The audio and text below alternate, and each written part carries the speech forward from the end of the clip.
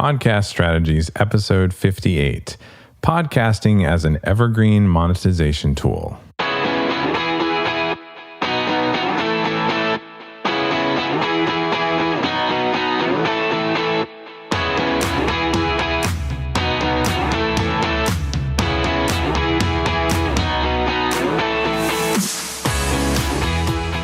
Hello, everybody, and welcome. I'm your host, Danny Osmond. If you love podcasts, if you are passionate about your business, if you want to create and grow a podcast that will connect you with your ideal customers, and you want access to education, to resources, and to other amazing business leaders and podcasters who can help you do it better every single day, then this is the podcast for you. It's been a few weeks. You've been listening to the top 5 episodes of the podcast. We finished up season 1 with episode 52 a few weeks back, and then I wanted to play a few episodes for you that had been the best received so far.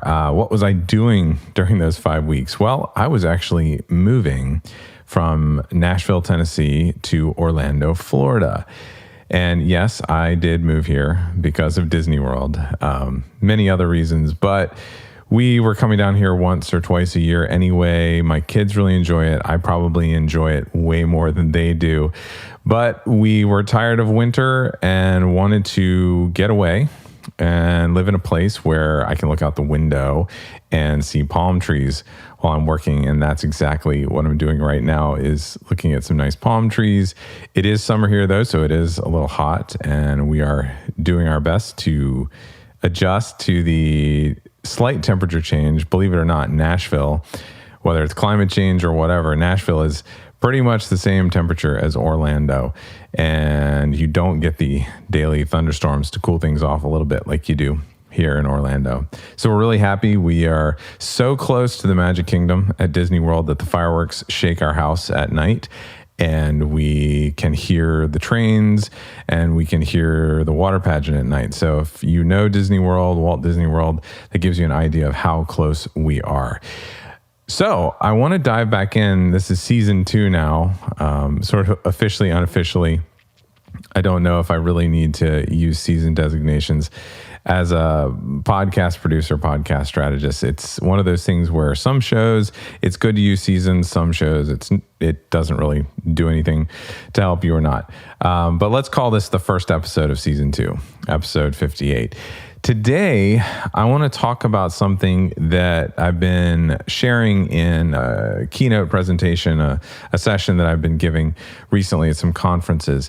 And that's this idea of podcasts and monetization. We've talked about it before, but I want to go into one specific attribute of podcasts that can really help you in terms of monetization. And that's going back to the idea that podcasts are evergreen. They're an asset. They're an evergreen content asset that will keep delivering people and listeners and clients and future clients to you for the long term. So let's go back to that idea that podcasts are evergreen. And one of the reasons they are evergreen is that they are not a short-term tactic. They aren't a YouTube video that you can throw up that's 3 minutes long and really quickly get millions of views from it. They don't tend to go viral. And they are, in a way, podcasts are an appreciable asset. They gain followers in the long term. And if you're consistent with them, like we've talked about, that consistency compounds. The more people find your show, they might find your show at episode 50 or so, and they'll listen to episode 50, love it, and then go back to episode 1 and listen to the whole thing. So the more and more you do, the more consistent you are, it actually equals more downloads. So to get those downloads with a podcast, you got to keep going for a year or so. You know, I'm just past that year point, 58 episodes. And just now, in that last month or two, I've seen those downloads start to tick up at a higher rate. People start to share. They start to discover it more. You might get more rewarded in search results if you're doing a good job posting your content on your website. The SEO just from the podcast and the show notes are going to start helping you. And they end up being this funnel in a way that delivers for a long time. Like I said, 2 years from now, someone might find episode 40 of my podcast. Go all the way back to episode 1. There have been some shows where I have actually found it at episode 400 something and gone back and listened. People get addicted to podcasts, and that's a big deal for you. So I want to share an excellent example of how this evergreen effect, this people returning to earlier episodes, can actually affect the monetization of your podcast, the success of your podcast. So I'm going to use an example from one of my clients, Mike Kim. I've been producing his show for a while now. I've known him for a while, since 2016, met him at Podcast Movement. And Mike has a show about personal branding. Well, Mike is now at I just worked on episode 191 this morning. So he's been going for a few years. Way back in episode 41 of his podcast, the Brand You Podcast. It's amazing. I suggest you check it out if you haven't already. Mike talked about some standard forms that he used in his business. There was a testimonial form, there was a intake form, there were some other forms. Essential business forms is what he called them.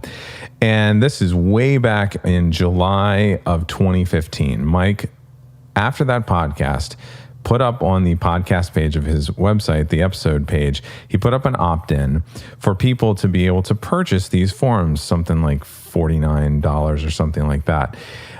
As a matter of fact, I think I actually purchased these because I do use a few of these. So that's back in 2015. Now, of course, right away, Mike got some sales from that. But just to show you how much something like that can affect your income just from the podcast and things you can do to make money from your podcast, that little package still sells about 3 to 5 purchases per month. That's around $200 per month, which for a lot of people is their electric bill, their cable bill, something like that. So if you could do something like that on your podcast, a simple little gateway purchase like that could end up netting you enough money each month to pay some essential bills you have in your business or in your personal life. This stuff does work. And that's why you should take a look at the daily things you do and see if there's anything that you're doing to be successful that you could sell for a nominal amount of money. And like I said, this little nugget came from this presentation that I'm doing. And if you want to check it out, you can go over to my speaking page. It's dannyosment.com/speaking. And if you have a conference or an event or anything where you think you would benefit from hearing about how you can use podcasting to grow your business, your community, your influence in multiple industries, I would love for you to check out that page, dannyosment.com/speaking. And if you have an event that I could speak at, I would love to come speak for you. I will be actually speaking a few times later this year. Right now, I'm scheduled to speak at ShiftCon, which is a conference in Atlanta for green initiative influencers. I'll also be speaking in Austin later in the year at MediaVine's MVCon, which is a conference for food bloggers. In 2020, I'll be speaking at some events and conferences for human resources industry members. So, like I said, I am speaking to any industry out there because, believe it or not, podcasting can actually help many different types of industries, many different disciplines in many ways. So there you have it. If you're ready to make a real change in your business in 2019, start today by, first of all, subscribing to this show on Apple or Stitcher or Android or Google Podcasts or whatever. Number 2, please leave me a review. It's really helpful in getting the word out to other people. Apple likes it when people rate and review shows, and it puts it up in search results and things like that. And number 3, share it with a friend, a colleague, a coworker who you think would enjoy my episodes. So that's it. I look forward to seeing you next week in the next episode.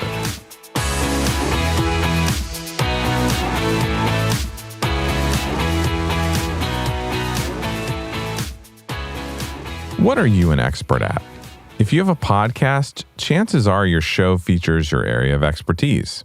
But how much do you really know about podcast production? My clients often thank me for making their shows sound great, but in my opinion, the main benefit I provide for all of my production clients is time. Time to do what they are experts at. Time to grow their businesses, time to focus, and not stress out trying to do the technical production work that isn't their area of expertise. If you have a podcast or want to start one and you're ready to save 3 hours or more each week to focus on the stuff you're an expert at, I'd love to do all of your editing, mixing, mastering, and show distribution for you so that you can focus on growing your community and business. You can find out more at emeraldcitypro.com/services.